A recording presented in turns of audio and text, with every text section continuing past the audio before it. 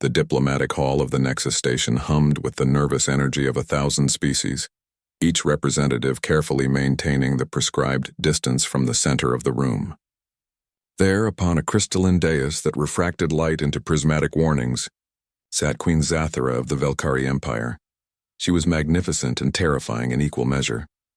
Jackson Chen stood near the human delegation, nursing a glass of something blue and allegedly non-toxic when he first saw her. The queen rose nearly 9 feet tall, her exoskeleton gleaming like polished obsidian streaked with veins of bioluminescent crimson.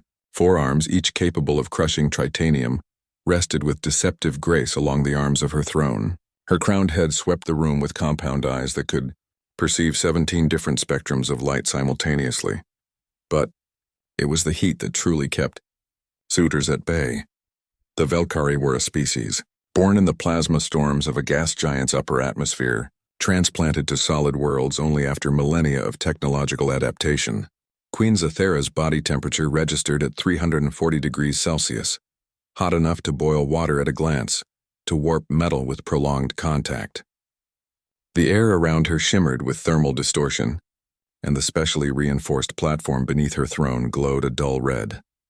"The procession of courtship will now commence," announced the station's AI, its voice carefully neutral across all translation matrices. Jackson watched with anthropological fascination as the parade began. First came a Thorian prince, his crystalline body refracting cool blue light, representing a species that thrived in sub-zero temperatures. He approached to within 10 meters before his surface began to crack from thermal stress. He bowed, a gesture of respect and defeat, and retreated. A Krell warrior was next, his scales designed to withstand the heat of lava flows. He managed 7 meters before his breathing apparatus failed, the seals melting.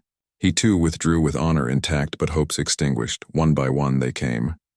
The bravest and strongest males from a dozen species, each turned back by the simple, immutable physics of her presence. "She's been alone for 3 years," whispered Lisa Rodriguez, the human delegation's xenobiologist, sidling up beside Jackson. "Since she ascended to the throne, Velkari queens must mate to maintain their authority, but she's incompatible with every suitor who's tried." "That's tragic," Jackson said, and he meant it. Lisa glanced at him sharply. "You feel sorry for her?" "Jackson, she commands a fleet that could glass a planet. Doesn't mean she can't be lonely." The procession continued its predictable pattern of approach and retreat. Jackson found himself not watching the suitors but the queen herself. In the minute movements of her mandibles, the slight dimming of her bioluminescence between candidates, he recognized something achingly familiar: resignation wearing the mask of dignity. When the last suitor, a Phosian energy being who simply dissipated in her presence, flickered away in defeat, the hall fell silent. "The procession of courtship has concluded," the AI announced. "Queen Zathara of—" "Wait," Jackson said, surprised by his own voice. 500 alien heads turned toward him. Lisa grabbed his arm. "Jackson, what are you doing?" "Something probably stupid," he admitted, already walking toward the dais. The crowd parted around him, murmuring in a dozen languages.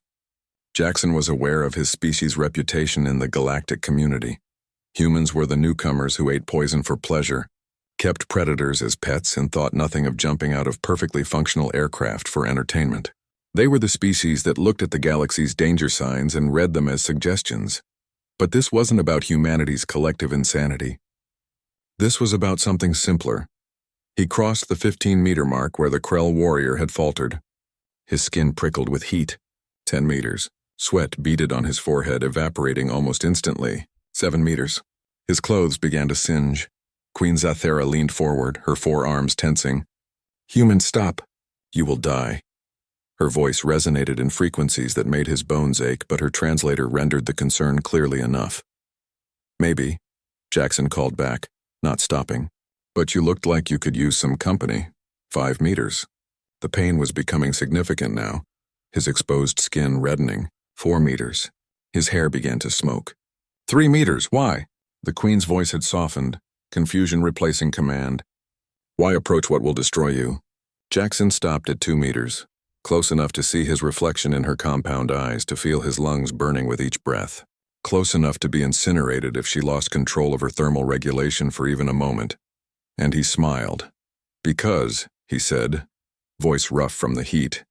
Everyone deserves to have someone smile at them, even queens. Especially lonely ones. For a moment, nothing happened. Then Queen Zathera did something no one in the diplomatic hall had ever witnessed. She laughed. It was a sound like wind chimes in a furnace, beautiful and unexpected. "You are either the bravest being I have encountered," she said, "or the most foolish." "I'm human," Jackson replied, grin widening despite the agony. "Usually both."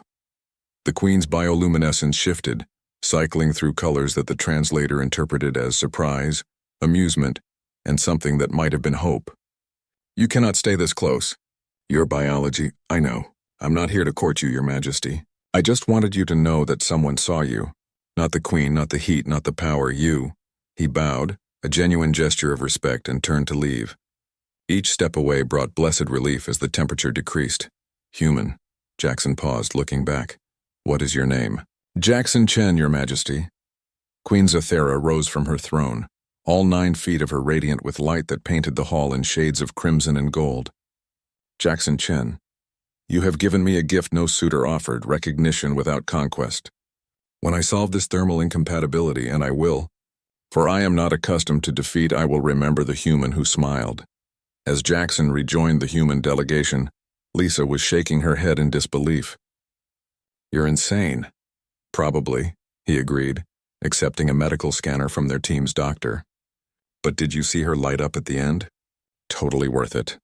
Across the hall, Queen Zathera remained standing, her gaze following the strange human who had dared what none had dared. Not for glory or alliance, but for simple kindness, perhaps, she thought. Humanity's reputation for foolish bravery was precisely what the galaxy needed, and perhaps, in the infinite possibilities of space, even the hottest flame could find its match.